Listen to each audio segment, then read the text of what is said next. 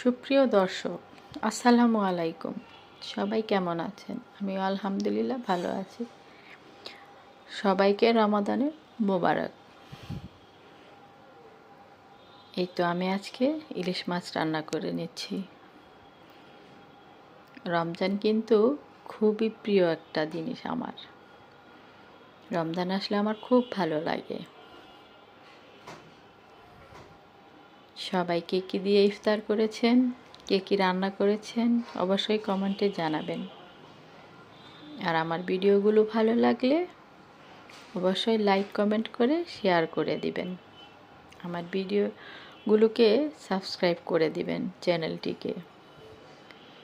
আমি আজকে কচুরমুখী আর ডাঁটা দিয়ে ইলিশ মাছ রান্না করে নিচ্ছি, সাথে টমেটোও দিয়ে দিব। এই তো টমেটোগুলো দিয়ে দিচ্ছি।